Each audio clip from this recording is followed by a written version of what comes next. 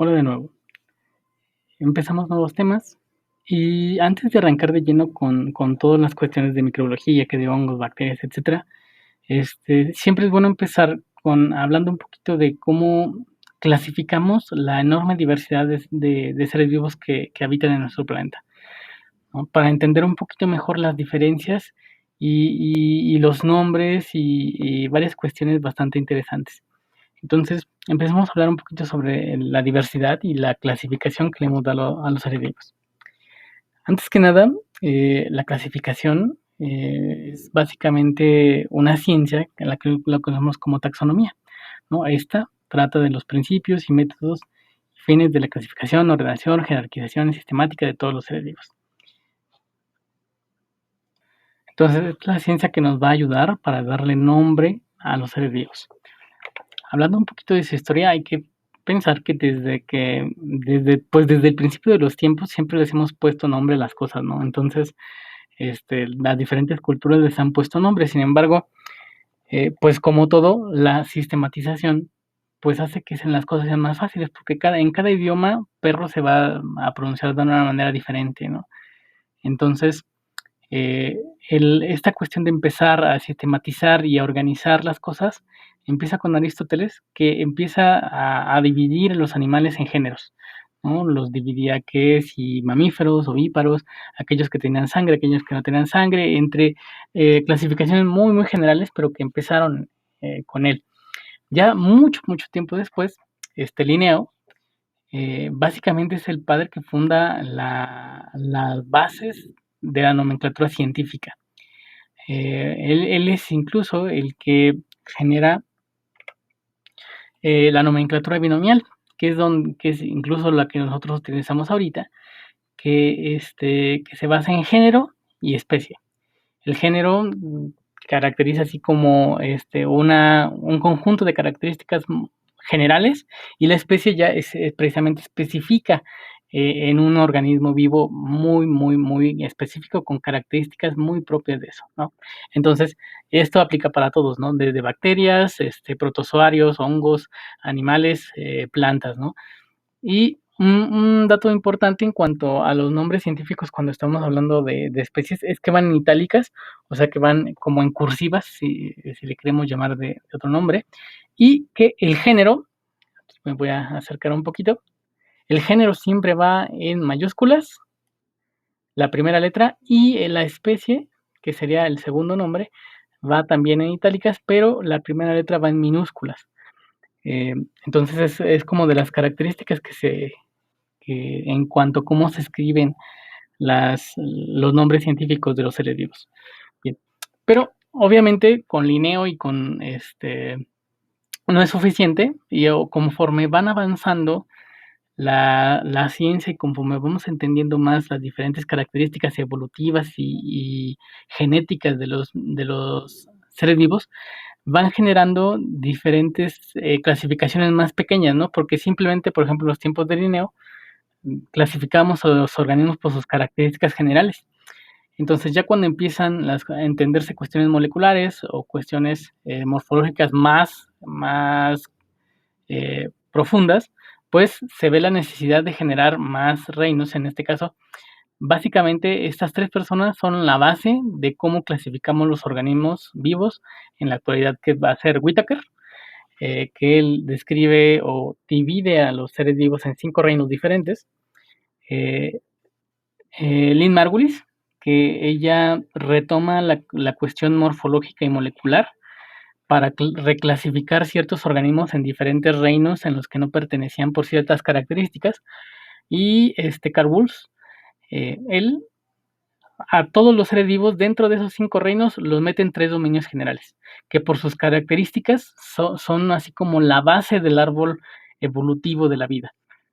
Entonces, básicamente, los criterios de clasificación actuales van en cuanto a las cuestiones moleculares, evolutivas y morfológicas.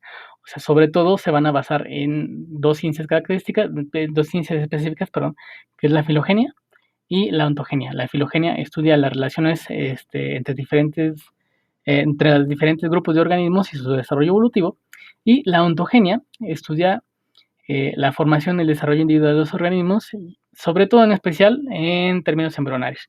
Entonces tiene que ver mucho el desarrollo embrionario en cuanto a la clasificación de la vida, tiene que ver obviamente la morfología, la evolución y características genéticas, ¿no? Gracias al ADN y todas las repercusiones que ha tenido la posibilidad de secuenciar y de entenderlo, pues nos ha hecho generar este tipo de esquemitas, donde, por ejemplo, estos se llaman dendrogramas, que básicamente quiere decir como si fuera dendro, quiere decir madera y grama, pues, o grafía viene del mismo vocablo, pues imagen, ¿no? Como una imagen de árbol. Básicamente son como árboles genealógicos. Entonces, entre más cerca sean las ramas, quiere decir que más cercanos son los individuos. Por ejemplo, básicamente la rama base es del ancestro en común y conforme van saliendo las especies, conforme van divergiendo, pues quiere decir que se han generado más recientemente. Aguas, no quiere decir que son más evolucionados, ese es un error que a veces se comete mucho cuando no hemos estudiado previamente evolución o no hemos estudiado teorías de la filogenia de la evolución, porque no quiere decir que los más recientes son más evolucionados, sino que todos los organismos hemos evolucionado básicamente a partir del ancestro común lo mismo. Simplemente hemos divergido más recientemente. En este caso, por ejemplo, en este pequeño esquemita, uno puede pensar que los que divergimos más recientemente somos los humanos, que estamos aquí en la rama de la derecha. Pero pues no es muy importante la cuestión de que entiendan eso. Nada más es para que capten un poquito mejor los árboles que algún día vean en su vida. Y obviamente con género y especie no es suficiente. Habemos muchos organismos muy diferentes. Entonces hay más categorías taxonómicas a las cuales les denominamos taxones. Entonces, entre más amplio se va haciendo o entre más va subiendo la categoría taxonómica, más individuos están dentro de ella, ¿no? Aquí podemos ver cómo los clasificamos, que básicamente primero es el dominio, que ya les había dicho, son 3 dominios, vamos a platicar ahorita de ellos. Luego sigue el reino, filum, clase, orden, familia, género y por último especie. Entonces, el concepto de especie, aunque este solamente repercute en la gran mayoría de los animales, es un grupo de individuos capaces de tener descendencia fértil. Esto no cuenta, por ejemplo, para bacterias o para hongos, que ahí tienen una cuestión media interesante en la reproducción. Por eso no es necesario así como que la aprendan, pero es el que se utiliza pues básicamente el que se utiliza de manera general, ¿no? Pero simplemente es un grupo de individuos con características muy específicas que se comparten entre esas poblaciones. Entonces, aquí vemos un poquito mejor cuál es esta idea de los diferentes órdenes taxonómicos, donde en los dominios, por ejemplo, aquí el dominio Eucaria, que tiene que ver con todos los organismos eucariotas, pues podemos ver protozoarios, un hongo, una orca, un árbol. Luego al reino animal, ahí ya nada más vamos a ver puros animales. Luego el filum chordata, aquellos que solamente tienen la espina dorsal. Luego a clase de aves, ahí solamente vamos a ver aves. El orden Passeriformes, que tienen ciertas aves con ciertas características. Luego la familia Fringillidae y el género Cardinales, donde todavía hay varios individuos, y por último la especie Cardinales cardinalis, ¿no? Que es el cardenal, ¿no? Entonces, conforme vamos dándole nombre a cada uno de estos órdenes taxonómicos, vemos que cada vez menos individuos van entrando dentro de ese diferente orden, ¿no? O dentro de esa diferente clase, filum, familia, género, etcétera, ¿no? Entonces, para eso nos sirven los órdenes taxonómicos, para agrupar individuos dependiendo de sus características. Un ejemplo bastante interesante es, por ejemplo, la taxonomía de los seres humanos, ¿no? Como vemos, conforme van avanzando las tecnologías de entender la genética, la genómica y muchas cuestiones moleculares, pues incluso se ha necesitado hacer órdenes intermedios. Por ejemplo, los suborden, la superfamilia, la subfamilia, etcétera, ¿no? Que simplemente son como pequeñas clasificaciones dentro de ese grupo, este, para todavía ser más certeros. Si quieren ver la taxonomía completa del ser humano, aquí la tengo, donde más o menos por ejemplo, de dominio Eukarya, reino Animalia, subreino eh, Eumetazoa, Bilateria, que básicamente son organismos con tejidos diferenciados y simetría bilateral. Están en el superfilo Deuterostomia, que son organismos que en su gestación desarrollan primero el ano y luego la boca. El filum cordata, o sea que tienen una curva dorsal y un cráneo. Los filos vertebrata, animales con espina dorsal.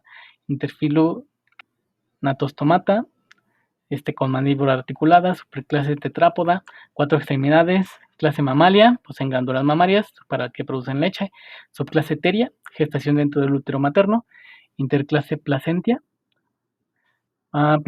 perdón. Son animales con periodos de gestación largos, donde el feto se alimenta a través de una membrana placentaria. Luego está el superorden Eucortoglires, que es una clasificación que surge a través de análisis genéticos. El anorren Euarconta es también a través de análisis moleculares.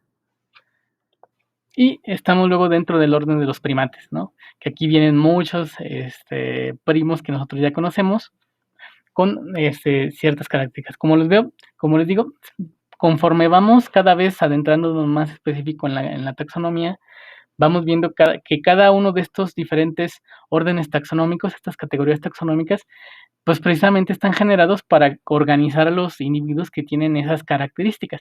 Por ejemplo, en el orden primates, no solamente estamos nosotros, pues sino también la enorme cantidad de simios y gorilas que existen. Entonces, ¿qué más somos los seres humanos? Estamos en el suborden Aplorhini, que tiene que ver con las fosas nasales. Simiformes, Catarrhini, también primates, superfamilia Hominidae, la familia Hominidae. Sí. Luego sigue la subfamilia Homininae, simios antropomórficos, tribu Hominini, subtribu Hominina, que son primates homínidos caracterizados por una postura erguida y locomoción bípeda.